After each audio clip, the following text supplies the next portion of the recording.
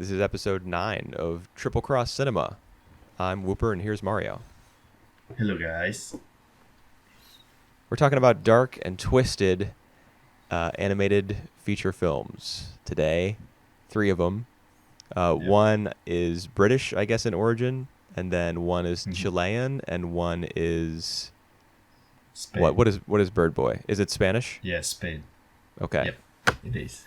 by Alberto Vasquez.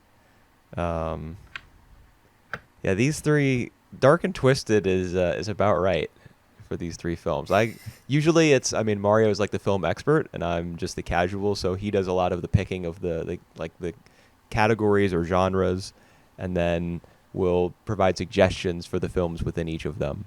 Each of the different themed episodes that we have.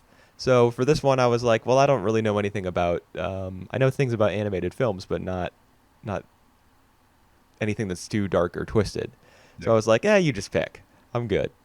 Uh, I definitely wasn't expecting them to be like this. Is that a good experience or bad experience? Well, it varies from film to film. Right. Yep. One of these films I didn't enjoy whatsoever. Like, it was one of my least favorite film experiences of my whole life. Yep. Yep. The other 2 I thought were pretty good. So Yep. 2 out of 3 ain't So, bad, but you know how when you like watch a TV show or read a book or something, and one of the characters is just so annoying that they ruin the whole experience for you. all right. That's what Well, this film was like. yep. Yep. Yes. That twisted is, I think, is a right. It's a right word as well, because 2 out of 3 is about nuclear bomb, and 2 out of 3 is about it's about confinement in a single place. I agree with the confinement thing, but Birdboy isn't really about a nuclear bomb. There's a nuclear explosion, Right. but Right. that's Well. that's a lot different than a bomb being dropped on, like, one country dropping a bomb on another one in a time of war. It makes Yep. what the Yep. what the film is meditating on a lot different. Yep. But certainly there are like environmental themes in Birdboy that kind of tie into Hmm. the nuclear disaster. Yep. It's a really different kind of film, though, from When the Wind Blows. Yep. Did I say the All names of right. all 3 of these films yet? No, I don't think I did. You haven't actually. So Okay, let's go why with don't you that. go? You go ahead. Introduce us. Yeah. So the 3 films that we're gonna we just watch and gonna discuss are When the Wind Blows in 1986, Birdboy, The Forgotten Children, a Spanish film in 2015, and the Wolf House, 2018, in Chile. Right. I guess I should have said that up front, but there are images from each of those 3 films in the thumbnail. Plus, they're in the description, or they will be after I upload this video to YouTube. So I don't feel too guilty about it. You can figure it out. Yep. So it's basically time for some alternative that from Disney, from all the Pixar, from the all these all the mainstream films, that animated films that we grow up with. Yeah, I guess so. These are certainly alternative films. What order should we Alright. talk about? What order should we Yeah, use? What film are we talking about first? let's just go on the release day. So go with the old one first, When the Wind Blows. Okay. Interesting that this film is directed by a man named Jimmy Murakami. Yep. I looked him up, and he's American Irish, but Mm-hmm. he has Japanese ancestry. So it took Yep. a Japanese director to make this British film about the horrors of a nuclear bomb going off. Yeah, Um, I do remember reading somewhere that the one of the reason he want to make this is because his grandparent was the victim of the nuclear bomb as well. hmm. That's what Yeah. I read. Yeah, you would. It's, I guess, the idea of a major city in your country being hit with a nuke is just too foreign to Western I don't know, Western directors or Western audiences. Like it Right. would. I'm sure films with similar themes and messages have been made by Western directors, but I don't know. I feel like this being part of your like family's legacy or your country's history would make it a lot more real. You know, Yeah. you might be able to more easily access whatever creative part of you is necessary to tell this sort of story, if that's like a part of your life, a Yep. part of who you are, and a part of who your family is. Another person I want to mention on this one is uh, the comic author Raymond Briggs. Right. I watched some of his like movie adaptation from his comic books. Uh, I think his style is really distinctive. Like the one I watched, Ito and Ernest, is about his parents, and I think the most famous work from his is The Snowman. I'm not sure if you aware of that. And No, but yeah, is the snowman also? Does it revolve around elderly people? no, it's not. It just have the same art style. I think I Okay. haven't watched The Snowman though. I did watch Ito and Ernest, and it's about the elderly people. Yeah, I was curious if I the snowman would be as well, because this film, When the Wind Blows, is also about an elderly couple. Yep. So I wondered if that was like a particular preoccupation of his. It actually he said that it based from his parents, both of the work that I just mentioned, not the Northman, but and You mean the from snowman? no sorry Snowman. I did say Snowman, right? You said Northman, right? The Robert Or Eggers film. yes, Snowman. My bad. Have And you seen that movie, The Northman? I actually haven't seen that. I wanted to watch that though. Yeah, me too. I haven't seen it either. Yep. Um, I watched a bit of Ito and Ernest, and there's a bit in there that the couple have to survive the nuclear bomb as well. So maybe it's based on his real parents, not that.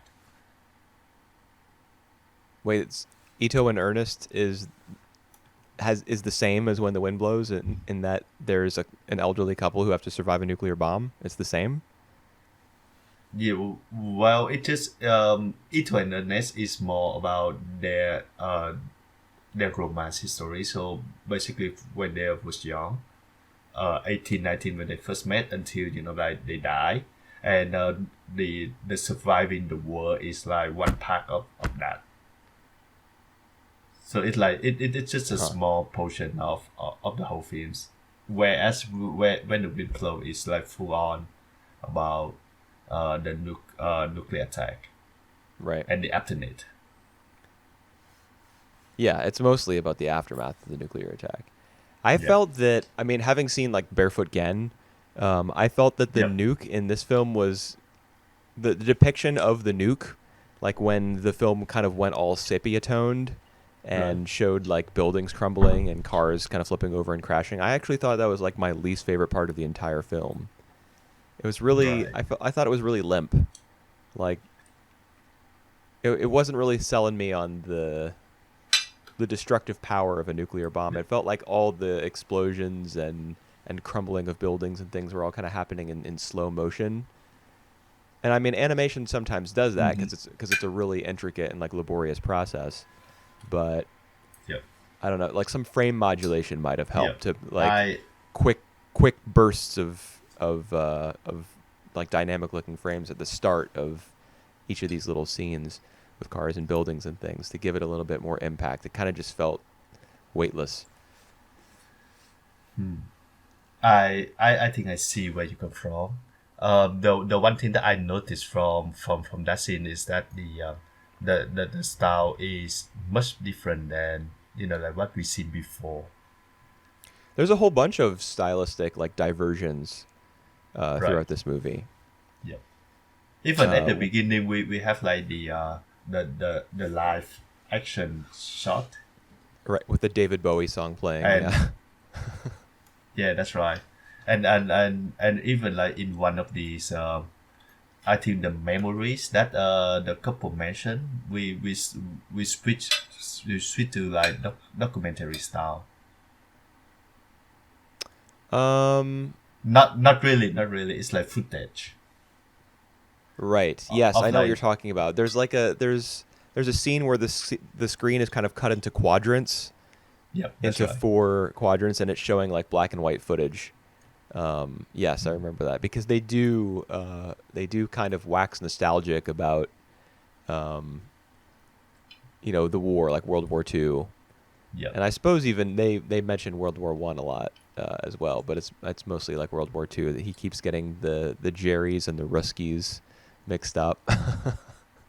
yep. James is who I'm referring to. James, the film's one of the film's two main characters. Uh, Yep, yeah, they do. The film seems to be commenting on that, like the idea that this sort of nuclear attack and war in general, like directly feeling the consequences of war, is really just far removed from these people. yep. They live out in the countryside in England, and they just don't. They don't. The He's following instructions in these brochures and these pamphlets that he's gotten from the library, just because he feels like it's the correct thing to do. They must do the correct thing, and Yep, trust in the powers that be and in the government. He speaks very repetitively about yep. those sorts of things, and he's only doing what he's been told. Essentially, I think the film is critical of that mindset. Yeah, that's right. And although like prepare for the coming war, he they actually didn't like prepare mentally for that. Like after the aftermath, they still have no idea about the consequences. Yeah, well, Uh, he knows about Fallout, but when Hilda asks him, what does Fallout look like? And he says, oh, I suppose it looks, kind of like snow, but a little bit more gray. Uh, yep. so he's, Just like ashes. right. He's not exactly highly informed. And in Yep. fact, when he's following the instructions of these pamphlets to build this little miniature shelter in the corner of one of the rooms in their house, Yep. there's two of them. One that's been issued by the wider government of the United Kingdom, and one that is local, and they have like contradictory instructions about what you're supposed to do about your windows. One of them says Yep. hang Yep. up Yep. white Yep. Yep. curtains, and the other one says I can't remember. It was like don't hang up any curtains at all. Yep. And he's Yep. like, Yep. I wonder which one is correct. These little they're Yep. they're not prepared. They couldn't have prepared for this sort of thing, given the inadequate and apparently contradictory information that they were given. Yep. And yeah, and even though that the war is coming, we see at first, especially in Hilda, is that like it's nothing out of ordinary until the bomb hits. They don't feel like a war coming at all. Yeah. Well, at multiple points, James is like taken aback by his own thoughts about what might happen if this situation continues to escalate. Like, Yep. what if a Russian comes to the house and he says, "Oh, I had to oh, kill him. yeah, I'd have to kill him. I never really thought about that before." And it's Yep. even though it's Hilda who just wants to like cling to normalcy for most of the film. Mhm. She's like, "I'm not getting in that ridiculous little shelter you've made. I'm not peeing in Yep. there. Uh, don't scrape the paint when you take the doors down and walk through, take them Yep. through the door frame and stuff." Even though she's the one who's kind of like nagging him all throughout the film and wanting things to go back to normal, she is also in those situations where James is like, "Oh well, I never really thought about that before." She's the more sensible one. That's right. He'll That's he'll right. say, "Do I have to? Do I really have to kill him?" And she's like, "Well, yeah, it's war, right? He's the enemy. I suppose you'd have to." Yep. I just served him tea. I heard that the Russian like tea. Right. I love that. Yep. And She's more practical in yep. in those scenes, which is kind of an interesting twist on their. Even at the even at the end, I think she's the one who grab more sense of like their situation than Jim. You mean at the very end when she's like, "Shall we pray?" At Yeah, at the very end, yes. Yeah, I Spoiler. think she. Yeah, there's gonna be. We're discussing the films. Yeah. Yeah. Spoiler alert. They die because Ah, their country's been hit with a nuclear bomb. yeah, So radiation kills them. They drink irradiated water, which I'm sure speeds up the process. Or I yeah, don't know. Maybe I'm not a scientist. Maybe it doesn't. Maybe the radiation is sufficient to kill you no matter whether it's inside you or outside you. yeah. Actually, it's radiation, right? So it goes through you. I Whether or think not it's you radiation. Yeah, whether or not you drink that water, But the radiated yeah, waves are already in your body. yeah. But the thing is, they're supposed to stay hidden inside uh their their Their shelter.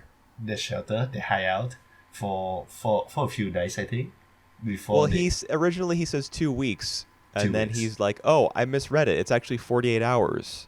Oh, right. Oh, At a certain point in the film, he says that instead of 14 days, it's 48 hours. And I think, the way you would make that mistake is that's 2 weeks and 2 days. So he just misread the word that came after the number two, I guess. mhm, But regardless of how he made that error in the first place, I thought it was really strange how the two of them just like woke up on the second or third day after the bomb had gone off, and they both just got out of the shelter, whereas before he had been so obsessed with them staying in it. yeah, Um, he's the first one to leave. yeah, Like it's just been wiped from his mind that he's supposed to stay in that thing, which yeah. But I but then yeah. yeah, but then after a while, he said that plan me. We supposed to stay inside the thing, the shelter. Right. I don't really get how he could have how that would have slipped his mind. I Yeah, suppose the idea is that both of them were so subconsciously, well, him subconsciously, Hilda was pretty clear about wanting to get out of that thing. yeah, But he yeah, was so subconsciously, you know, he was like fiending to get out. He wanted yeah, to get out so bad that his brain kind of tucked away that little piece of information that they're supposed to stay inside. Um, yeah, Maybe that was the implication. I don't yeah. know. I just thought it was weird. And actually we on like the scene that you said about the effect of the bombs into the whole cities, and like you see the horse and other animals like blowing off. It actually that I don't know if it's intentional that we don't see any human in there. Yeah, it's true. The only other humans that you see in the entire film, apart from like memories and flashbacks, when they're remembering figures from World War II, Mm. Stalin with his mustache and his pipe. You always knew where you stood with good old Stalin because of his facial Mm. hair, I guess. Mhm. The only other films you see outside of those sorts of flashbacks are people on the bus at the very start of the film when he's taking a bus home from the library. There's a young All right. couple Yep. on the bus, both of whom are kind of like flirting with each other and kind of pushing each other back and forth and laughing and smiling. Yep. Yep. Yep. And he's on the other side of the aisle on that bus. And I think that they were included. That young couple was included as like kind of a window into James and Hilda's past Hmm. because Hmm. they're All both right. they're both older. They're on the elderly side, Yep. and yet they spend so much of the film remembering their younger days. So I think that couple was included as a way of like visualizing a younger couple, and James is removed from them by the aisle. Hmm. So he's on the other side of like a physical divide. I think the film is commenting on his wistfulness in that way. Like he's looking back Yep. on himself almost, but he's separated by that aisle. Mhm. Good point.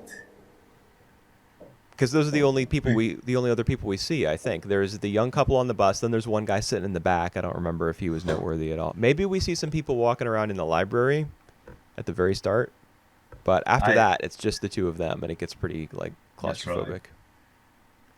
And most of the time we hear them listening to the radio. And at one point he called his son, Hmm. and but we don't really hear what his son say either. You kind of hear like wah wah wah wah wah, like the Charlie Brown Yes. noise on the other side of the phone. But you understand what the conversation is like because it's Yep. scripted well. So even if you only hear one side of it, you get the picture, which is that the son. Well, Yep. the thing is, I didn't, I went into this film pretty Yep. blind. I didn't know that there was going to be a nuke, at least not Yep. until like 5 minutes into the film, when Mm-hmm. he's talking about the possibility of nuclear war. Yep. Just double clicking on the video file, I didn't know what it was about. So, Uh-huh. not having read any plot synopsis or anything, as I was going through the film, I thought it was going to be completely different. I thought there wasn't going to be a nuclear bomb, and that Right. the what we were supposed to get from that phone call with his son was that his son is like the rational, intelligent one, Right. saying, "Dad, you're being completely ridiculous. There's not going to be a nuke." And that what was going to Yeah. happen in the film was that there was going to be no nuclear bomb, but And they're waiting the for that. Yeah. but no, not just waiting. James would be so sure of the accuracy of these leaflets and so trusting in his government that he would assume that there had been a nuclear bomb and that they needed to stay in the shelter anyway. Yep. Even though there was no nuke, he was going to demand that he and his wife stay in the shelter. And the two of them were going to get into like a terrible fight and end up like killing each other somehow. Yep. Because the only thing I knew about this film going in was that it was dark and twisted, because that was the theme of this episode.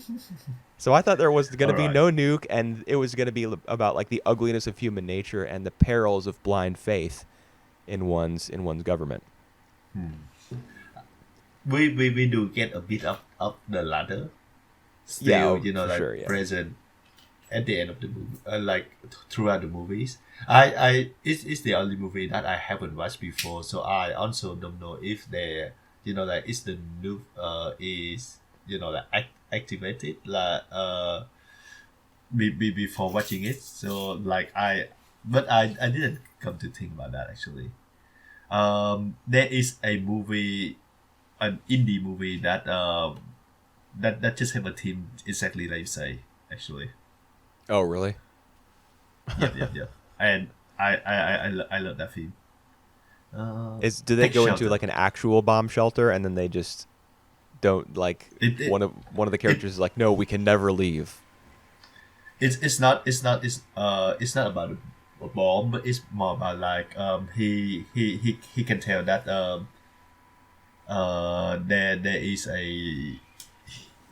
there is a disaster coming. I think like a storm or something coming, so he prepares shelter and take his wife and the kid there, and the wife just think he's paranoid. Right. Yeah, I thought something similar was happening here, but turns out there was actually a nuclear bomb, and the the last 2/3 of the film are all Yep, about the the aftermath, effects of the bomb and how they the slowly fall, die. And the fallout. yes, I thought that was Oh, something they do it in the army. No, that's fall in. all right. They fall in the army. All right. That's a little bit of dialogue between James and Hilda from early on before the bomb drops. I really like. I'm American, so something Yep. in like the shared American consciousness just thinks that British accents are just like I don't know. Funny. Anything said in a British accent is either automatically funnier or automatically like carries more weight. Like it's wise. That's just something I Americans like believe deep down because that's where we came from. all right. So watching this film was made funnier for me by the fact that it Right. was British. All right. I would say the same. The same thing that like I would say that the British will think that the American accent is funny as well when they hear someone say in American accents. Yeah. Well, accents in general are funny, and I think the reason people find accents funny, it's like Because it's different from their own. well, yeah, but like on like a deeper level, like a sociological level, I think that one theory, of course we don't know this for sure, but I think one theory is that accents are something unfamiliar, they're like foreign, and humor in Right. general is like an evolution of our defense mechanism. Right. So when we hear something foreign, which is something that makes us a little bit unsure, like on a primal level, Mhm. we we tend to have like a we think of it as being funny, like as a way of I don't know, kind of putting it into like a little mental box. Like, oh, this is a little bit strange, isn't it? When what's really happening, like biologically, is like we're on guard Right. against something foreign that could harm us somehow. Yeah. Like Right. this is all just third hand, fourth hand from sociology classes that I took in college years and years and years ago. Yeah. But that's just a little aside on why people might find accents funny, because it's like a worldwide thing that people just think people speaking in Mhm. different voices is humorous, like automatically, in the same way that we think farts are funny. Yeah. Uh, it's just so, it's just Right. universal. All right. All right. We get What to were we that talking then. about? All right. I actually found that the voice acting from both Hyundai and Jim's characters are pretty really clear. It actually like you can it's like the audio book. You can just close your eyes and listen to what they say and still everything come through. Yeah.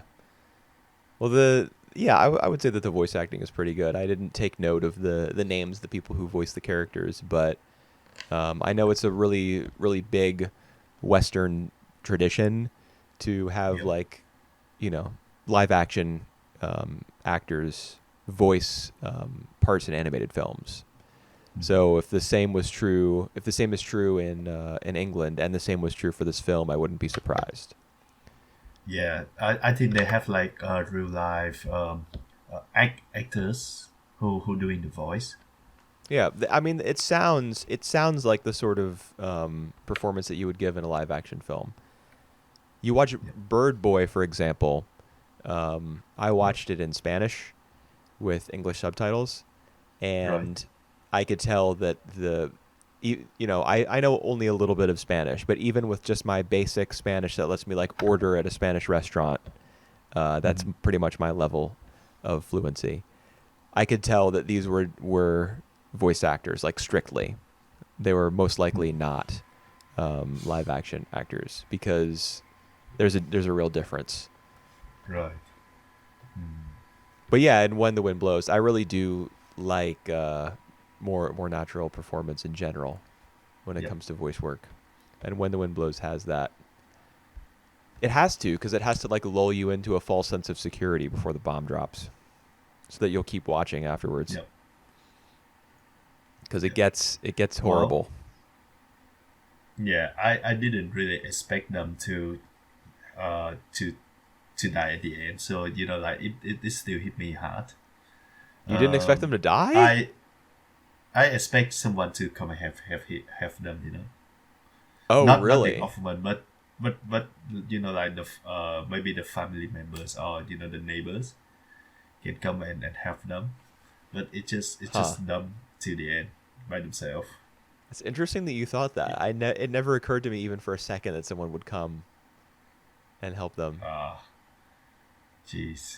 Because he, like, for example, James keeps saying that he's going to go down to Yeah, yeah, the yeah, what kind of store? Like I suppose it would be kind of like a general store is what you would call it. yeah, yeah. Um, and he's going to see old so and so, what's his face behind the counter, and Yep. he would pick up something that Hilda had been wanting.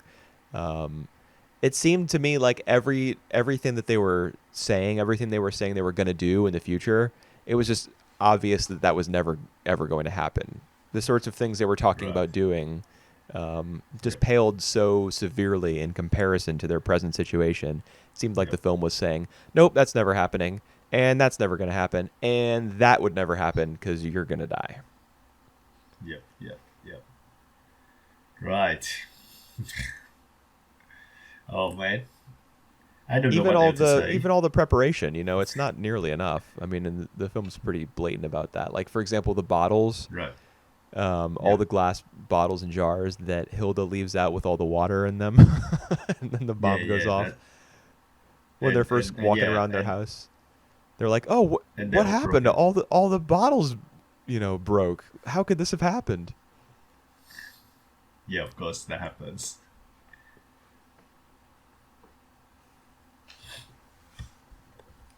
All right. What? Uh, I'm just thinking like, is it because we see like two very lovely, like elderly couples have no idea about the situation they're in, but like I heard a lot of people complaining about like how they go outside to their garden and looking at at the sky, and they still didn't catch on to the fact that you know everything is doomed already. Right. Well, I think that's the point, is that they're clinging to hope. Yep. In the same way Yep. that they leave the shelter in the first place, because, Right. like, subconsciously that's just what they want. They just want to get out. They want freedom. Um, Yep. they want, like, mobility, and they want to have control of their lives in a situation where they have no control at all. Mm-hmm. They can leave their house and look up at the sky and look out at all the wreckage and the dead grass and everything, and be like, oh, I'm sure someone's coming to save us. Everything Yeah. will go back to normal. We just have to wait for help to arrive. I'm going to go down to the corner store and buy this thing that you want, like batteries or whatever they were talking about. Um, they're just pushing away reality mentally. Right. Yep. Oh, and I forgot to mention about the style of the films. You do you see like some of the time it's switched to stop motion, especially when it like it have like the camera move to the room to see like all the different angles of the house, of the Yeah, the interior. house. As a matter of fact, I think that the majority of the shots of the house were on a set. Like they built Right. a Yep. miniature of that house, um, and then they took photographs. I suppose a whole bunch of Oh. photographs in the style of a stop motion film, and then because this is like pre-digital, they would have laid those photographs down as the background and then put cells of the characters on top of them, and Mhm. then put other photographs of just like individual pieces of furniture on top, like composited it that way in layers. Because there are moments in during those stop motion segments, I suppose, or you know, like on set segments where a character will be seated at a chair Yep. behind a table. So there Yep. must be layers for that to happen. There must be the image of the house in the background, then the character on top of that, Yep. then the table that they're sitting behind in the foreground. I was actually Right. really fascinated by the film's Yeah. construction in that way. Like, I would love to see like a documentary about the making of this film, and like view footage of somebody operating the animation stand. Um, Mhm. just animation stands in general are extremely fascinating to me. But yeah, I did notice that there was a lot of stop motion, and for the most part, I think it was the integration was amazing. Yeah. I agree. I Uh, agree. really really cool. I I would say there were a couple shots where the motion of the characters was like a little bit was exceeding the Mhm. motion of the camera. For example, the first shot when James walks into the house and the camera is pushing in on the hallway where he's Right. walking to kiss Hilda hello after he comes home. Mhm. It seems like Jim and Hilda are moving like faster than the camera can capture them almost, because it's full motion, 24 frames, I think, probably, and the the motion of the Uh, camera through the house is not at the same rate. But anyway, yeah, that is my extremely long-winded answer to your question. Yeah, it was cool. It was awesome. yeah. And actually, it's pretty cool because without if I didn't know the context that like that was made in the 1980s without any help of CG, I would have thought that it was like some of the CG help in there. Right. Well, I think you could only achieve this look in the pre-digital era because now it would be done with computers and it wouldn't look like this. Look the same, yeah, that's right. Yeah. Well, Like I think it's better this way. The film itself is better for it because it makes the wreckage of their home after the bomb a yeah, lot more visceral because it's real debris and stuff that they've actually yeah, decorated this house with, and it makes it look like like it's in a much worse shape than it would have if it were just done with, I don't know, 3D animation software. yeah, yeah. I agree. Because things And that are created by computers, computers have to. If you want to illustrate something on a computer, you have to specify like angles and like you select from a limited color palette, and there you can tell when something's made on a computer because it has kind of a cleanliness to it. As much as right, people try to disguise that, you can tell when something's not made, with right. clay or with paper and pencil or whatever. I love your attitude. You when you say about CG, you will use like clumsiness. And when you talk about stop motion, you just said like, oh, it's really cool. Like it's, I It don't know. I think it's cool. I think that making things with your hands is just better than making things with computers. Like it gives the film a Yep, human element, like its construction. yep, Because film is half visual. It's at least half visual, probably more.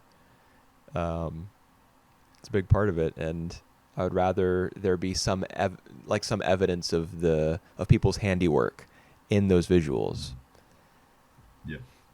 Computers are amazing. They're the most important invention in generations and generations. But when it comes to film, I think I would rather see something that a person made. Yep, yep. Yes, same here. All right. You have any other notes? Otherwise we can move to Bird Boy. Um, I don't know. I have lots and lots of notes here, but they most of them pertain to things that we've already talked about. Like for example, the hinges on the door when James is first unscrewing one of the doors to make the shelter. Like you see the once he unscrews the hinge, it like swings forward towards the camera. Right. Um, it kind of gives the film like three dimensionality. All right. Yeah. And the like when he's sweeping up some broken glass, he opens up the trash can and it's an actual physical trash can. He takes the lid Yeah. off. I don't know how the the characters interacting like specifically through with the use of their limbs and their digits like their hands, interacting with the real life objects. I don't know how they accomplish that. That's why I said I would Yep. really love to see a documentary about it. Yep. That's what like I don't know how much I enjoyed this film, because it does get really bleak, Right. and there's the I think enjoy is not the word that you will use watching these three movies. They're oblique. yeah, I guess, but like I can enjoy a film or just a piece of entertainment or art that is bleak or is kind of ridden with despair or is nihilistic. I'm always talking about Sonny Boy, and that show's thesis is basically, in my opinion, is that nothing really matters. You just live because you're alive, and you make the best of it. Yep. But nothing really matters at all. And I can certainly like appreciate, enjoy, and even love unreservedly something that is kind of dark or bleak in that way. But this film, I don't know. I guess I would say I enjoyed it. I just wrote after, I like, also, immediately after having finished the film, I wrote, I didn't enjoy this film, but it did keep me interested until the end as I wanted to see how their death would be depicted. That was my initial thought. But now, like, right. it's 48 hours later after having seen it, and now reflecting back on it, I would say that I enjoyed it. So, I mean, that's just a demonstration of how fickle my brain is, I guess. Yeah, I would say I enjoyed the film as well. Not to see like how this lovely couple slowly dying. I'm not enjoy that fact, but I enjoy like the whole process, and like um they're trying to make sense of the world, and they're trying to get back to normal. Right. Yeah, trying to make sense of what's happened to them is definitely a big part of the movie because it there is commentary being offered on like the inadequacy of governmental preparation for these sorts of disasters Right. and the the perils of blind faith, especially in one's government or institutions. Um, Mhm. but I think above all of that, um, the fact that the characters are grappling with what's happened to them and they can't make sense of it is probably Yeah. just a message saying that what's happened to them actually is completely senseless. The Yep. existence of Yep. nuclear weapons, the Agree. the existence of nuclear warfare is completely senseless. And There's even no the reason for it whatsoever. war itself. Right. Yeah, war itself. There's no reason for it. Yeah. And yet the characters view it, with rose tinted glasses. Good old Stalin and his mustache and Churchill and his speeches, you know. The Yeah. characters are there's no question they're depicted as naive for those beliefs. And they're to be pitied. Oh, man. All right. We just talk about the elderly. Now talk about the kids, Right, the the forgotten boy, children. the, f- Yeah. the forgotten children. So Yeah. did you end up watching the short? I did watch the The short, and I'm entirely happy to just write it off completely because it right. looked like it was animated in Flash, where you like Yep. create a character model and then you just manipulate it rather than creating individual like keyframes and in between frames. Yep. Um, so I didn't really like the style of it at all, but I guess it gave me some insight into the story of Bird Boy. I suppose. Yep. Yeah, because I remember like the first time I watched Bird Boy, I feel like there's a lack of uh, chemistry between Dinky and Bird Boy. I use that word again, but I just feel that it's lacking somehow, that, Well, and yeah, then because I am the film starts with them having already fallen in love in the past. right. Yep. Whereas in the little short film, I think yeah, the meeting, she sees him in the tree on her way to school with her father in the short film, and she calls Yep. out to him. I don't think Yep. that's their first meeting. In fact, it can't be because she says to her dad, "Oh, that's Bird Boy. He's in my class." Yep. Um, They just classmate at the point, I think. right. Yeah.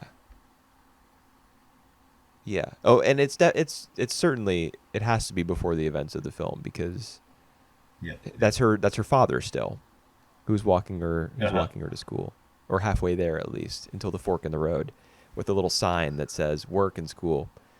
This film really likes those sorts of signs. I remember there's another one in the film proper, where Dinky, I think it's Dinky, she comes up Yep. to a fork in the road and there's a sign and it says "this way for school" and "the other way for And this play for friends." friends. Yeah. Yeah.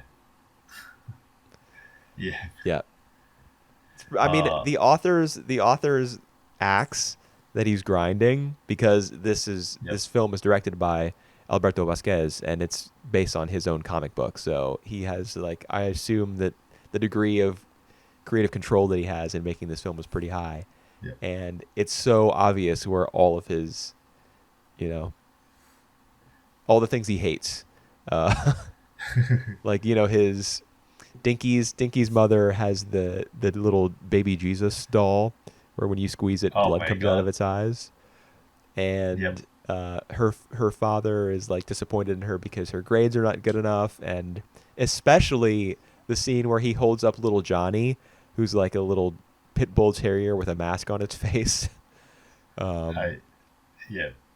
and he's like, "What do you want to be when you grow up?" And the dog says, "Engineer." Uh, it's so clear that when Alberto Vasquez was a child, his parents didn't support his artistic ambitions and just wanted him to have a normal ass job. And he's still mad about it to Wow. this day. I mean, wouldn't you agree that that's probably where that comes from?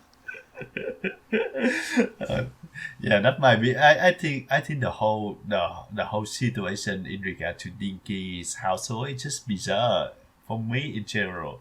Like I watched it this time, I still think that like some of the it's just meant to like make us feel uncomfortable, and yeah, the whole thing is just bizarre for me. The It is dog. bizarre, but it comes from somewhere. Yeah, right. It Every does. every film comes from somewhere, and it's like he's critical of this religious, extremely normal um, family that wants their kids to just turn out to be engineers or have some like regular job, and hate their child's drug use or what they assume is drug use. I don't Yep. know if Dinky is actually doing drugs. She's just stealing her parents' happy pills, and she, I guess, gives them to Birdboy because he has some. Yep. That's right. I That's right. think we're meant So to assume that she's been stealing them for him. yeah. I Yeah, the thing is, I think Birdboy had to take drugs or take the happy pills to suppress the demon inside him.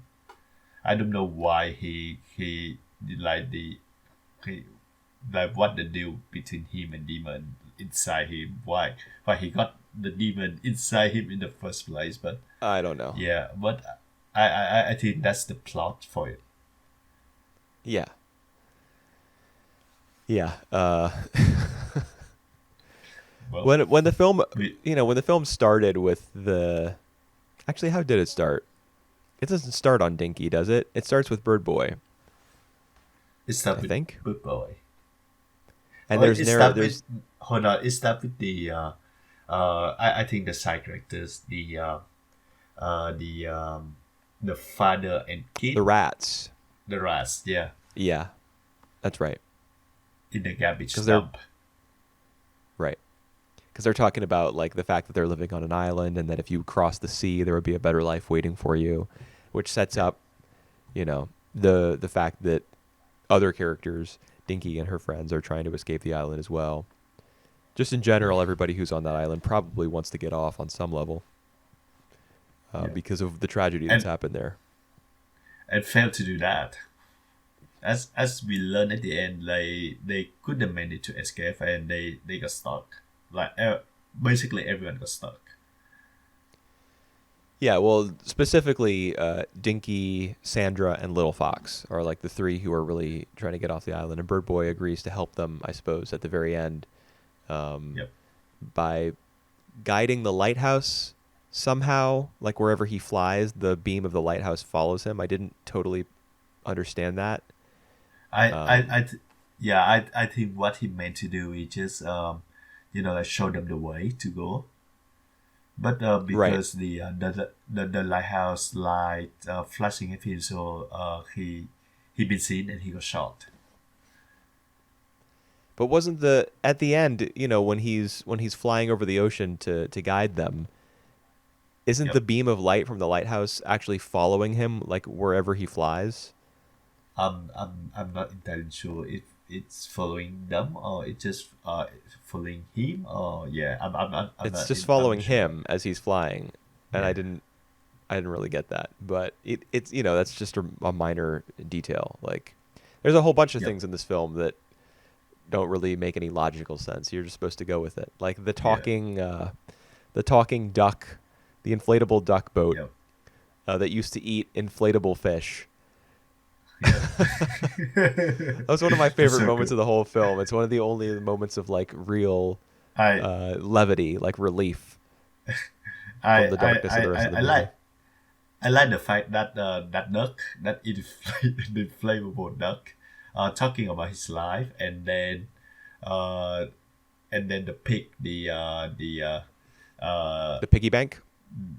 the piggy bank, just look at him and they kind of like have intentions. I love that. Why? I didn't get that. What was the reason for that? Is there supposed to be like I racism between pigs and ducks in this world or something? nah nah. I think it just meant to be that that duck trying to get little fox, like sentiments, and it's just a fight to be like a favorite toy for me. Right. Yeah, that makes sense. I mean, when I saw that scene, I was like, okay, what's the history between pigs and ducks, and has there been a war between their races or something? And that's, I couldn't help but assume the worst because the rest of the film just assumes the worst. Um, That's true. but yeah, your explanation makes Ye- way more sense. Well, but I think what you said is spot on about like the tension between the parents and the kids, because we have another scenario like that as well, of Zachira, the pig, Yeah, and Zacharias. her and his abusive and addicted mother in the form of Yeah, spider. Man, that crossed me out. yeah. The spider. I thought that was the most frightening part of the film because the way that the spider is shot, there's a lot of shots where the camera's set real low to the ground, and the spider looks like really imposing. The way that it moves down the stairs is, I mean, the spider is so, in general, this is a very well animated film, I feel. Right. Yep. And the spider was probably the part that I was the most impressed with. Like the sense of size in the cramped little house, like it's squeezing itself down the stairs, and Yep. the amount of space that it takes up in their little living room on the first floor. It's just really really menacing, the way that it's framed. Um, and I mean, in addition to that, there's the fact that it's just so gross in general. Like when he first climbs up those stairs to the second floor and sees his mom there in the bed. Of course, he's seen her many times before, but it's our first time seeing her, and her lips don't move when she talks because it's the spider doing the talking for her. It's her addiction that's like completely taken her over. Yep. Um, Yep. and the son ends up killing the spider, killing the addiction, which Yep. I assume means he like stops giving his mother drugs. Yep. I remember like the mother passed away as well. Yeah, and I think her passing is a result of the fact that he killed her addiction and like Yep. resolved not to give her any more drugs. Like we see him inject her with a syringe at one point, but I don't know how Yep. much time passed between then and his mother's death. But Yep. I think Yep. Yep. Zacharias probably made a decision like not to enable her anymore and just Yep. let her pass on because that was what she wanted. The only Yep. time we hear her But speak, like of her own volition, she's saying, "Let me die." kill her. Yeah. Oh Yep. yeah, that's right. Kill her. Yeah, There, but that's right. like it's really abusive. So I think it's like one of the many like really raw moments in these films. Yeah, Like what there's a the spider major. say to the sun. Yep, it is. That yeah, it's probably the darkest part of the film. It was for me anyway. And Yep. then the inflatable duck boat, probably the lightest part of the film. So I agree. you got your balance. You got your spiders emerging from the nostrils or mouths of pigs, and then you also have Yep. your inflatable ducks eating inflatable fish. Nice mix of tones. Right. The part that I feel a bit like too over the nose is the fight between like the rats. So they are in the Capitol, and they fight for they to take. I don't know. They fight for territory basically, and Was it I territory or think was that it like a specific copper object? yeah. It's about the copper object. I don't even know why they did that. They did I mean, they do say like this is our turf. No, you back off. No, you. The yep dialogue in that scene was a little um blatant, yep I feel. yep Especially because for some reason a lot of it happens off camera. Like right we get an establishing shot of the two rats. One of them is like higher up on the pile of garbage than the other, looking down on him, and the other one's looking back up. So they're like, "No, you this is our turf. No, this is our turf. No, you back off. No, you back off." And very quickly after that scene is established, we cut away and we're looking at something else. I don't even remember what, but they continue to talk and like trade extremely repetitive threats and insults while we're not even looking at them. yeah I found that to be kind of strange. I think the point of that scene is more on the kids, the two kids who like who doesn't want to they don't want to get into the fight. They don't want to like inflict harm to one another, but because Oh, the parent did that, they do but they that do for anyway. I they do mean, anyway. Yeah, yeah. And the film is like, look at this. Look at what you've done. right, You right. evil people who go to war with one another. You're making your children into monsters. Yeah. I feel a bit on the nose on on that one, but Yeah. I mean, in general, the but rats were not. I mean, those rats specifically were not integrated into the film particularly well. Like the film opens on um, yeah, one set of father and son that are involved in that little skirmish, um, and the rats that we meet later, who call themselves the Forgotten Children, and they follow the lead of that one like prophet rat guy who has the noose thing around his neck. I've seen characters like in yep. medieval films who wear that sort of thing. Dude, what is that sound? Oh, I just drink drinking water Okay. from my bottle. Uh, Yep. I completely lost my train of thought. What was I Sorry. saying? Oh yeah, I've The seen rat, characters in the like rats. medieval films who have that sort of thing around their neck, and it indicates that they're like some sort of, I don't know, like soothsayer or prophet or like maybe even like a healer or a sort of medicine man. So I don't know Mhm. where in real life in medieval history that object or that icon comes from, but I've seen that before. So they all Yep. follow that route. I thought the Forgotten Children, the way they were introduced as a part of an ongoing story of Dinky and Sandra and Little Fox trying to escape the island, that was a bit Yep. easier to swallow than the Hmm. rat and the I like the agree. father and son from the beginning of the film. Halfway through the film, oh look, they're back and they're fighting to the death with another father and son who just appear out of nowhere. And and eventually, I think all the two dads are dead. They kill off each other, so they No, are orphan, and they I don't know. no, one of the dads lives and one of the sons Oh, lives, but they don't match. oh shit! Dad Is it? A kills Dad B, but Child B kills Child A. Oh, jeez. So the dad continues to walk on, and the kid who's just killed his son just follows him from a distance because he has nowhere else to go. Huh. So each of those All rats in right. that situation, as they're both walking away from the conflict, both of them have killed a member of the other one's family. Yep. Nah. All right. All right. You I know was what like, my favorite wow, that is characters? extremely gruesome and sad. Yeah. But Do you know the what is? anti-war sentiment in those scenes was like so strong. I was like kind of choking Yeah. on it a little bit as I Overwhelming. was trying to swallow the film. Yeah, that's right. Yeah. Do you know who my favorite character is? Um, the alarm clock. No, he annoying. Who is it? Sandra. Yeah. What did you think of Because Sandra's like the little voice in her head? I love that. I think it's like it's the moment. Like I think in that world there, each of them will have like a little, a demon telling them to, like, to do bad things.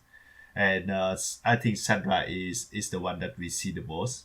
Like she having like only in the voice that telling her to, like just be selfish and just kill off someone else. And she didn't do that. So Right. I think it's just no brief moment you can see like the a deeper, like look to these characters. Yeah. I definitely like the idea of Sandra's, I guess I was going to say angel on one shoulder, demon on another, but it's really just like her it's just the Evil, demon. yeah. Yeah. Yep. I like that idea, but so many of the film's concerns were like societal, like poverty, drugs, police corruption, Yep. crime, and it just felt like Sandra's role in the film was not it didn't have anything to do with commenting on those societal issues. It was more like individualistic. It was more about Right. whatever darkness existed inside of her specifically. Yep. And I didn't mind the fact that that was included in the film. It's interesting, but I didn't think it. I also didn't think it really fit with everything else. Like it wasn't in line with the rest of what the film wanted to communicate. Yeah. Because But it I was, think it it just was all right. yeah, I think it's in line to the fact that Birdboy himself has like a little have like demon inside him, and he's always fight off. I think like in the lighthouse. I love this scene in the lighthouse where he, like he opened the door and you see like, like just the shadow swarming Right. inside. I love that moment, but I just, like it just so metaphor metaphorical Metaphorical. that metaphorical that, like it doesn't really make sense, like in when we try to talk about that. Oh, I didn't have an issue with that. Yeah, Yeah, I he mean, fighting the it's demon there, because it's right? something that exists inside of him. He's always trying to keep it at bay. So the fact that he would see it Right. in the place where he grew up, because he grew up in the lighthouse, that was where his family lived. Um, I think he lived there as well. He still live there does because he? we see the bed. We do see the bed, but there's like no mattress on it, right? Or whatever mattress Right. exists on it now is like really beat up and stuff. Because Yeah. the film flashes back and forth a couple times between like a shot of a room the way it existed in his memory when his father Yep. was still alive versus how it looks now. The present. I mean, I guess Yeah. I guess he still lives there. He has to live somewhere, right? Or does he Yeah. live in that magical grotto? Right. We did have a chance to talk about that. Yes. I'm not sure, but he's certainly helping the other birds out in that sanctuary. Right. Well, he takes a I don't bunch know of like if he's injured birds there and feeds them and stuff. And then when they die, I guess it's their soul that comes out of their beak, yeah that yeah little glowing yellow thing. And the same thing happens to him. Spoilers at the end of the film because he dies. Uh, oops we are discussing a film here, yeah kind of at length. So we're gonna, if somebody dies, we're gonna talk about it most likely. yeah. Uh, And I would say that through all the darkness and all the, really bizarre thing that happened into that world, it still, like try to offer some sort of a sentiment like happy ending, and that in the form of Dinky and Birdman. And the fact that like right at the end is Bird Boy's glowing things that lead Dinky into that sanctuary, and I think it's implied that she's gonna live there. I don't know. I don't know if she's gonna live there. I mean, maybe she could because she doesn't want to go home. Yeah. But I think what's more important rather than her living there is the fact that she discovers those. She discovers this place, which can produce those golden acorns. What do they do? The golden acorns. Well, we see Birdboy plant one of them at a certain point, and he waters them, and immediately it like a little sprout, a little bud Oh, pops up out of the ground, all right, and right, right, it's right. green. So the rest of the vegetation on this island is dead as a result of the nuclear fallout. But these golden Right. acorns can be planted in order to grow trees and perhaps restore life to this island. All right. So I think the reason that the film ends on that scene is because Dinky, having discovered this place, now, has the ability to bring this island back to life. Mm. All right. Now I get it. I don't really get the significance of the golden acorn, but now I get it. Well, you see him plant one, right? You remember that Yeah, scene? yeah. I remember Yeah. that. I mean, it's not as though he plants the golden acorn and then a gigantic tree sprouts out of it, and then tons of birds from all over come and flock and like roost on its branches and stuff. Because all the film does is say, "Oh, look, it actually sprouted and there's a bud." Yep. So all there is like hope. The acorns represent hope and growth and life. Um, it's not as though you have one of those acorns and immediately a forest appears. But I think that they just represent like a path forward, a way for the island to be restored to normalcy. If you still have to work hard to do it, um, but yeah, Yep. that's why the ending I was they don't get off the island. And when you're watching a film like this, you because of how bleak it is, you don't really expect that they're going to get off the island necessarily. It's not a sure thing. But when you're watching it, Right. you Yep. still want it to happen, and when it doesn't happen, you're still like a part of you is still inevitably disappointed. Um, Yep. but when Yep. Yep. I Yep. Yep. so I was like, I knew as I was watching the film, like consciously, I was thinking to myself, okay, they didn't get off the island. They weren't going to get off the island anyway. This isn't that kind of film. But boy, I sure wish they had. But when I saw how it ended with her discovering the grotto, I was like, okay, I see, I Yep. see that there's some room for optimism here. Do you trust that inflatable duck to the point that they can really pass uh the island in staying there? Um, did I trust it? I don't know. I didn't really think of it in terms of trust. I thought there was a possibility that it was going to pop at just as they were out on the ocean, Right. Right. Right. because the guy who sold it to them had sold them like a defective product or something. Obviously, Yep. he wasn't very trustworthy. It's him I don't trust. The duck, I Yep. guess. I guess I trust the duck. If an inflatable talking duck boat approached Yep. me in real life, would I trust it? Probably not. But in the context of this film, sure. Yeah. All right. If you see that in real life, the inflatable talking duck, you need to bring your piggyback. Big. That's Yeah. right. I need to go. No, I need to hide my piggy bank so that there's no tension Right. between the two of them. I need to keep it hidden. Right. Right. Right. Or maybe I need to be like a mediator and help them talk out their problems. That's right. That's right. That That's would what be I would another be in the world of and Birdboy, a counselor. yeah, that would be another story though. Not in this one. Right, that could be the sequel. Yep. Birdboy 2, Electric Duckaloo. I love it. I don't know if there's a sequel comic that it could be that an Oh, actual sequel could be based on, but hopefully not. I don't think so. But I don't think we this need another director, Birdboy film. yeah, well, this director, he just directed new movies that coming out this year, and it's look pretty cool. Like it's the war. It's the name is Unicorn Wars, and it's the war between the unicorn and the I think the bear. Yeah, I saw that on Wikipedia. Yep. That's So that. very. I mean, it kind of fits his style, I guess. Of Yep. very like blatantly themed, dark animation with animals. Yep. Um, and a very clear message being delivered. I assume that unicorns being chosen might have something to do with like LGBTQ themes. All right. All and right. like the bears, like they're being prejudiced against the unicorns because of that.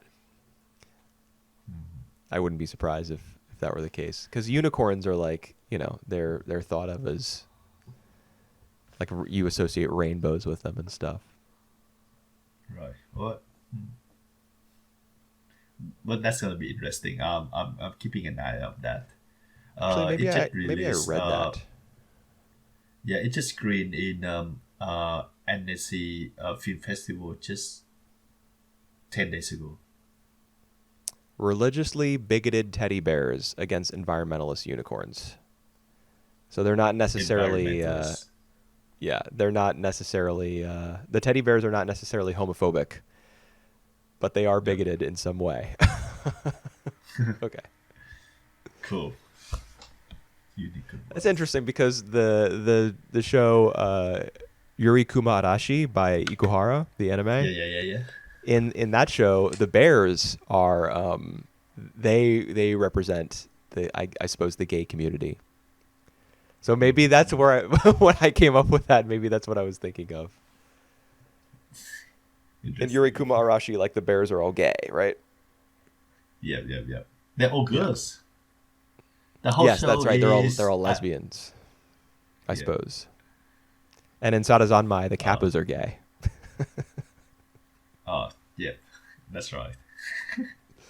If you don't have any idea what we're talking about, that's probably for the better. And I just say that I still enjoy watching this movie, rewatching this movie. I just found that this time it lessened a little bit because I just found that some of these details it just purely bizarre. It just like for the sake of like making us uncomfortable rather than like having something else to say. Well, The I dog. I just the Choni. I just hate that characters. I just think he gross. Yeah, he's gross, but I don't know, man. Like if you were to ask the director of this film, why is Johnny, why is he like that? Why is he humping his dad's leg? And why does he want to be an engineer? And why does he wear the mask and all that stuff? I it's pretty clear to me that he like Johnny represents somebody who's just all about like conformity. He's you know how well, never mind. I won't make that analogy, but the reason that he's humping Yep. his dad's leg is because he's just so in love with all of his dad's ideas, all of which are completely normal and like mainstream. Um, just to go to school, take your tests, become an engineer, get a good salary, marry somebody, raise a family, have grandkids, and then you die and get put in a hole. All right. And it's pretty clear that the director of this film is like, fuck no, I'm not doing any of that. And he hates the idea of doing that so much, of just going to school, taking tests, and what have you, and living a normal ass life. He hates that idea so much that he made this character Johnny to be as repugnant and disgusting as possible, because that's how Right. he feels about the Right. idea of a family that pressures their child into a life of normalcy. That's Engineer. why Johnny's so disgusting, Right. Yep. because Yep. that's Yep.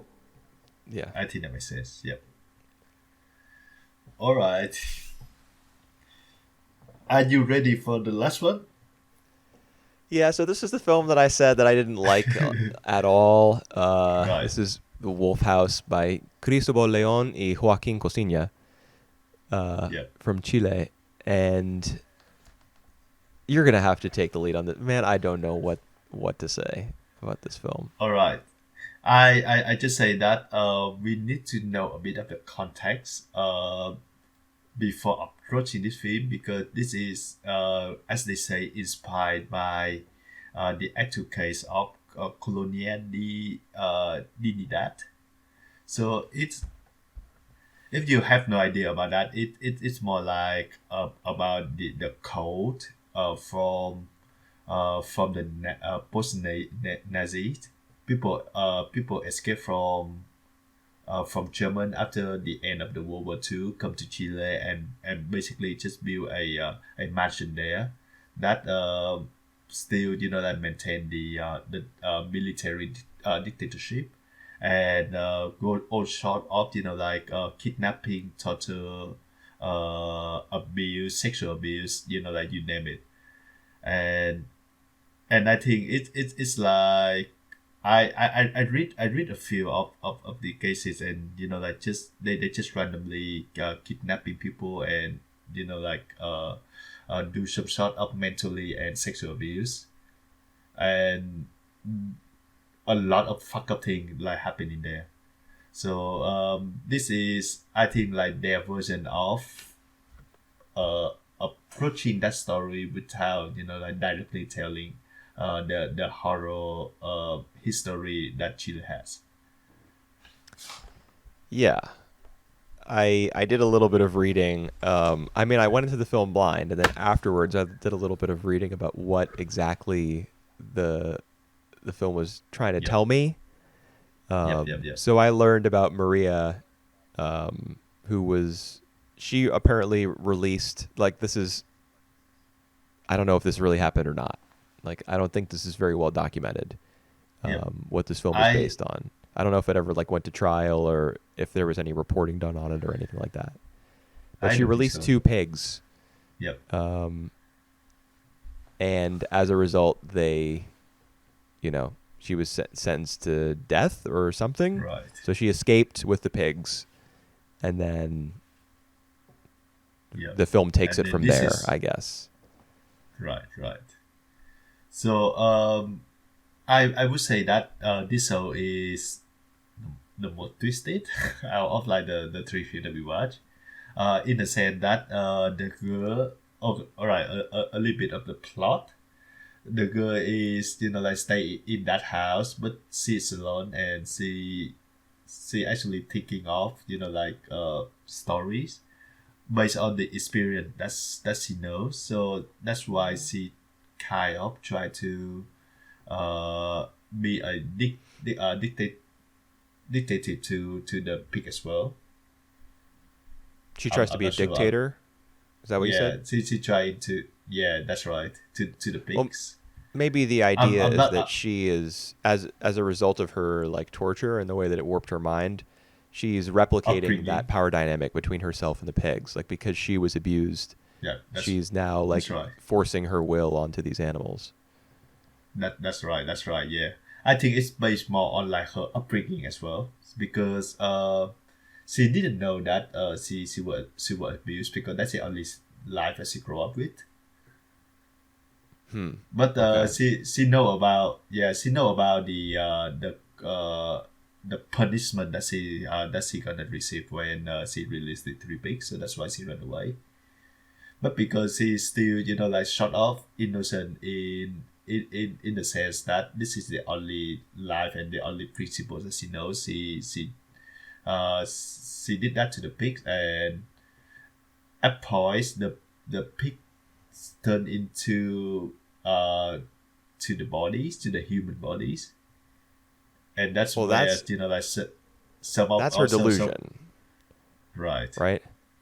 That's her delusion. Yeah, I think the whole thing is her delusion. I think that is why the house keep like constantly changing shape, Right. because it's just like her illusion. It's like her working nightmare basically. Yeah. Yeah, and So it's this film. I mean, I would yeah, say this go film on. is horrifying, but the thing Right. is, I didn't like this film even a little bit. So as a result, I didn't fully engage with it. So it didn't horrify Mm, me. Like it just kind of made me right. sleepy. Yep. How? But I would say that like I don't know. Maybe the average person watching it might be horrified by it. Because there's like, man, this film's weird. There, people's It faces will is. like melt off, Right. and by that I mean like their face. They'll be laying in bed, for example. Maria will be laying in bed, and her facial features will kind of melt off down the side of her face, along the bed, and then down the wall or along the floor, up onto a wall, Yep. and then using the film because the film's animated with stop motion, her facial features, which have migrated onto the wall, will slowly be Right. built up in individual like continuous shots using, I don't know, paper mache or paint or whatever material is, because there's Yep. multiple materials being used for the animation in this film.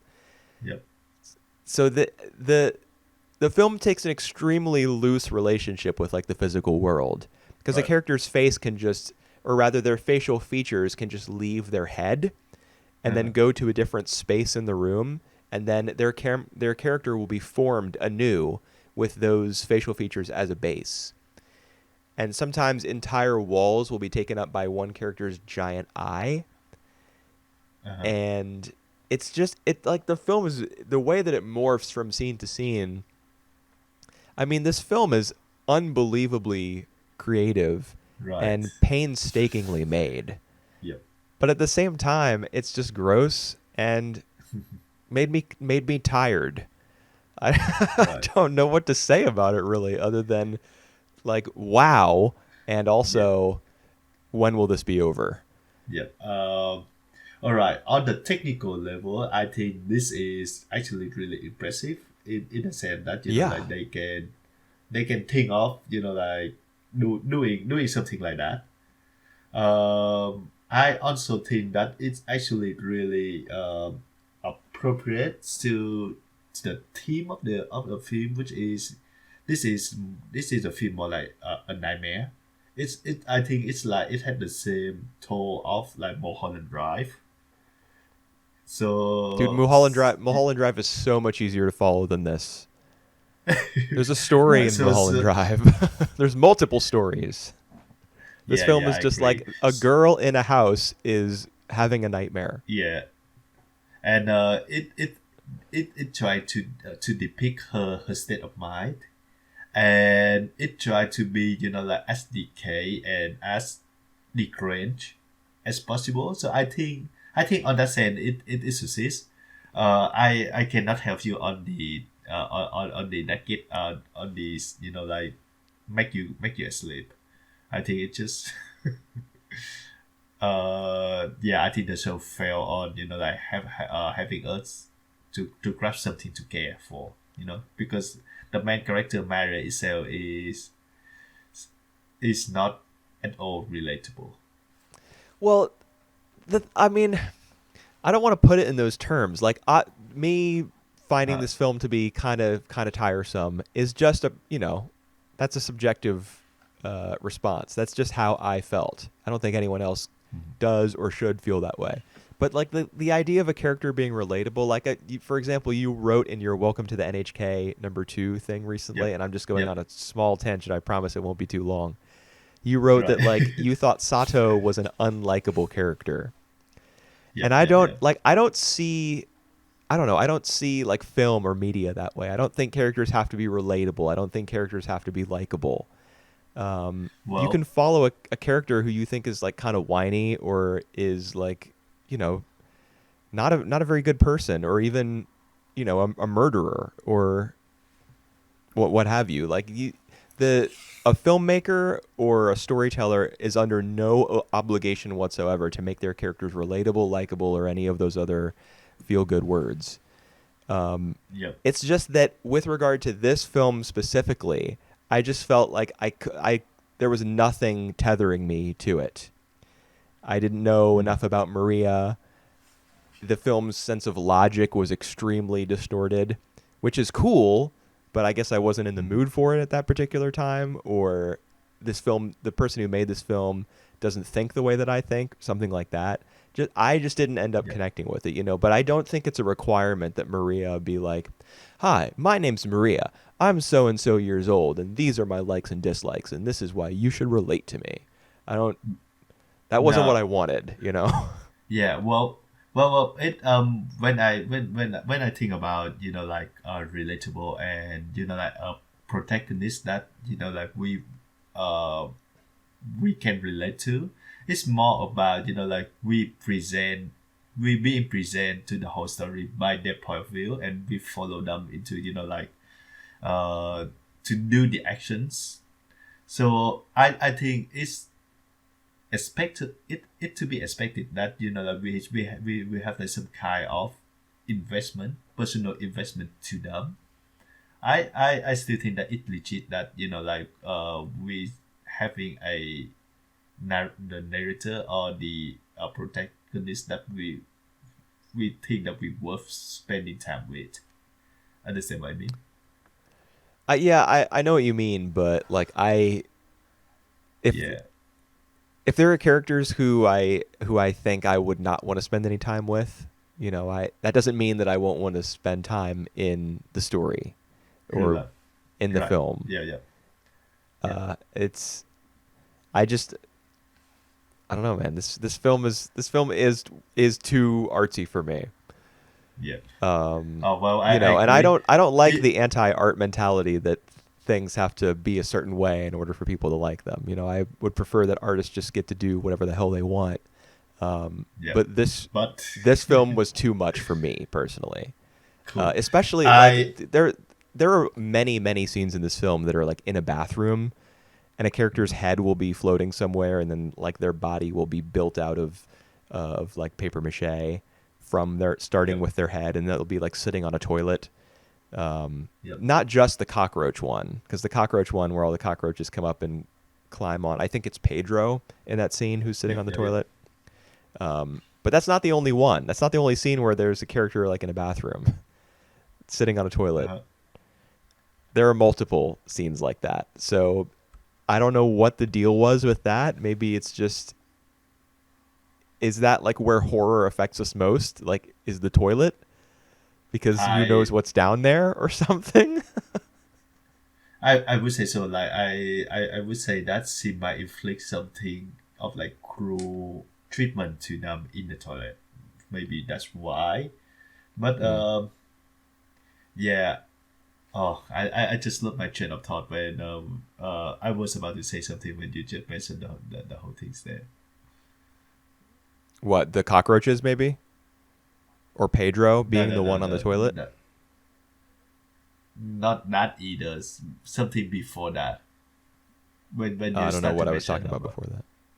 yeah I yeah. mean, I don't blame you for losing Anyways. your train of thought while talking about Oh this right, film right, because right. this film's train of thought is pretty hard to follow. Yeah, yeah, that's true. I would say that I remember that now. I would say that I watched it this twice now. Yeah, This how one, could this you do rewatch as that? How could well. you sign up for another tour? Not because that's the thing. I feel that like I tell you what I feel like when I'm watching it for the first time. I feel sleepy as well. I feel that it's really hard to follow, but I think this is a kind of film that like after watching that it just kind of hit you. Like when I learned about the concept and I just feel like how for me how appropriate it tried to like to get us into like the headspace of Maria. I kind of like learn to appreciate it. I really appreciate that these films, and I think this is still the strongest out of the three for me. And I also feel that the film if is the length is about right. If it's go for much longer, it will be like losing its effect. It might have been like in at 60 or 55 minutes. I think it would it is it still work. This should have been a So short like film, in my opinion. yeah, so like it is still like 5-10 minutes a bit longer than I would have hoped. But like I still appreciate that this film. I get the chance to watch the films. I'm thinking 20 minutes maximum for this. All right. That's Yep. the absolute most that I could take. Because I always try I'm watching a film, or whatever I'm watching. I try not to look at the progress bar. Yep. I've trained Yep. Yep. myself, as a matter of fact. I shouldn't say that I try. I just don't do that. Yep. Um, It's whenever I it's really whenever I commitment. feel the need to look at the progress bar, because I almost never do, Yep. I know that this is not a film that I am enjoying. Yep. And I think I lasted like 38 minutes before I was like, when is this must be almost over, right?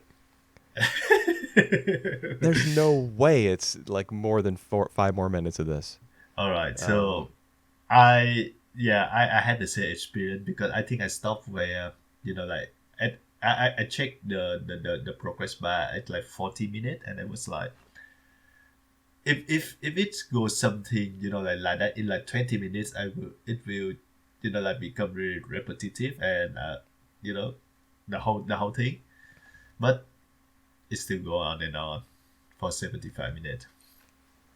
yeah, it's long, and I mean, man, I, the film. I mean, the film's amazing.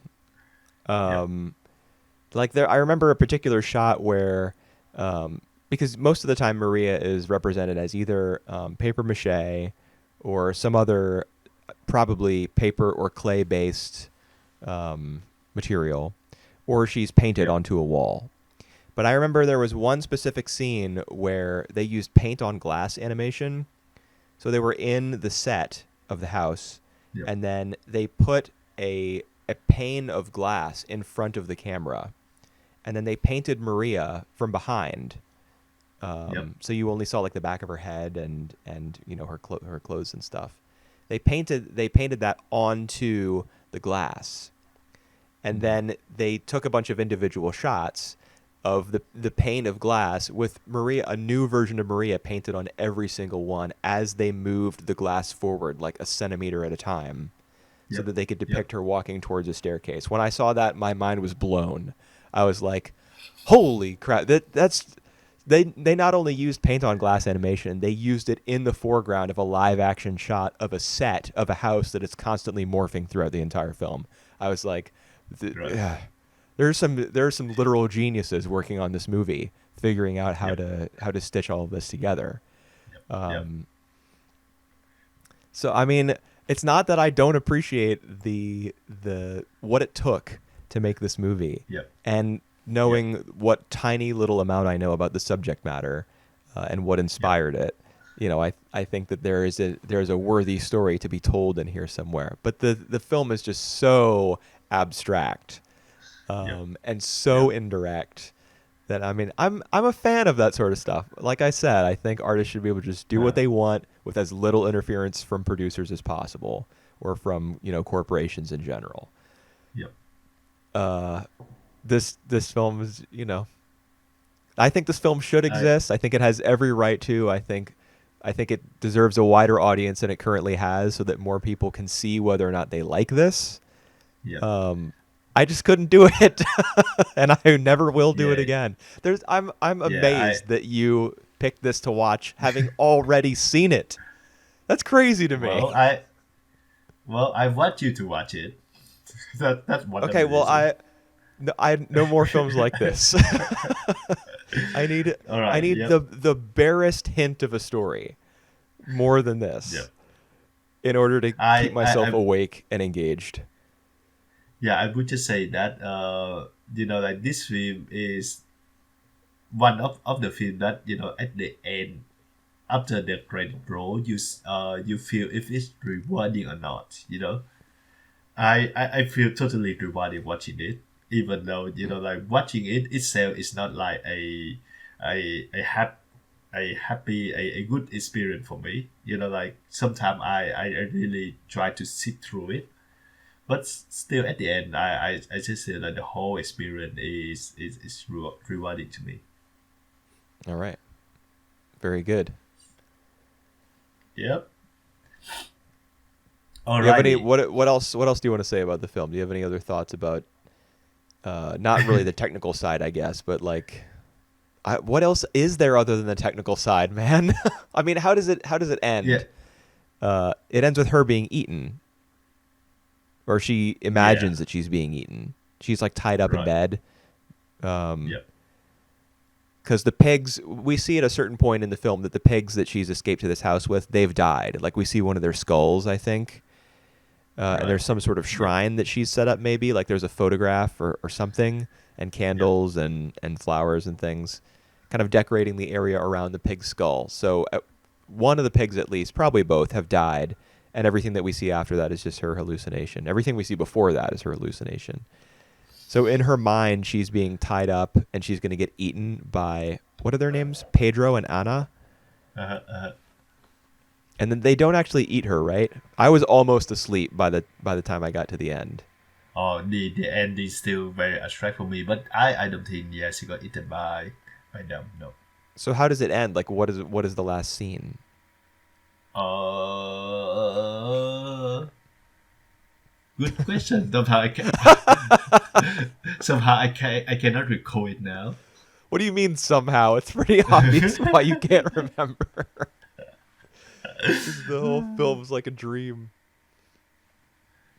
Yeah, she got swallowed by the house. She gets swallowed by the house. Okay, so I suppose that's supposed to represent her going like completely insane Yeah. or dying. The idea, like the concept of being swallowed by the house. Yeah, I just remember that one filmmakers. I think I don't remember who. I think it's Sean Baker, but I will have to check on that. Watch the films and like it to the point that he watched it like 3 days in a row for 3 times, and then because he's so impressed by that, he sent them an email to write how appreciate he was watching it. Yeah. This film is probably gonna maybe people who had a terrible like a horrific experience in the bathroom when they were a kid. Maybe that's the audience for this movie. Yeah. Like they were afraid of what might be in the pipes underneath their toilet or something. I don't Yep. man.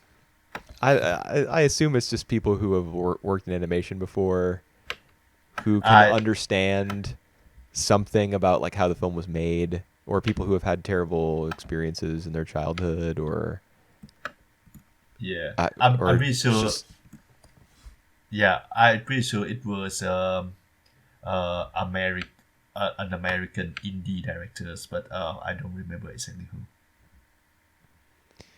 well, And I hope that person is doing well and did not watch this film so many times as a way of purging some of their demons or something. I think he just feel immersed watching it. Yeah. Which I just yeah, I just don't get that, but of course, every film speaks to somebody. yep, Some group of people, some individual, somebody somewhere. Yeah. right. Okay, though. So yes, that's gonna wrap up our team for dark twisted animated features. Yeah. Before we started recording, I said to Mario, no more films like this. And he threw me a bone and said, maybe the next films that we do should be American. To it's set not. my mind at ease.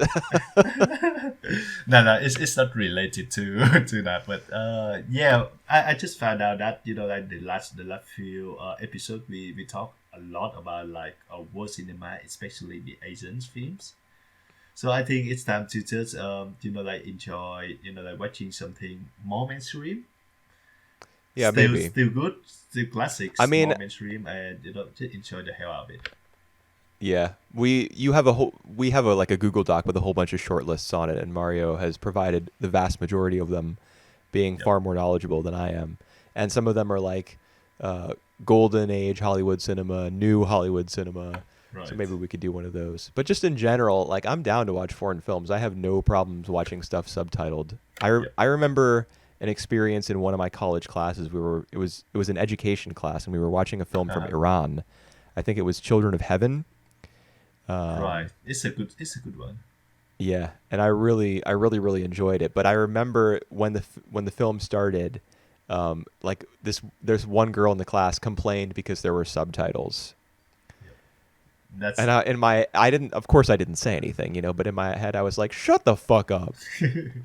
So, I'm good with foreign films, good with subtitles. If you want to watch something American, that's cool, and then we can dive back into the world at large. Yep. Yeah, Sounds like I a just plan. realized. Yes, I like good plan. I just realized that. I just not realized that. I just come into totally not not being judgmental when people say that anymore. Yeah. Well, I you've feel probably I heard it feel so many more times than I have. yeah, I do. And yeah, I just feel like like yeah we they entitled to like to what things they like. Yeah, true. And watch them the way that they like. Yeah, that's Watch right. things that they like the way that they like. Yeah. Not everybody needs to challenge themselves. Not everybody needs to watch The Wolf House in their life. And some people who have seen it may want to erase the experience somehow. Cool. All right, so But at least, if at any point in the future of my life, because I'm in my early 30s, so I'll probably live another, like, let's say roughly 50 years. yep. Maybe at one point in the next 50 years, I will encounter someone who's seen this film, and I can be like, "Oh yeah, The Wolf House, I've seen that," and they'll be like, Maybe "Whoa." maybe at some point in the future you might have an urge to rewatch it.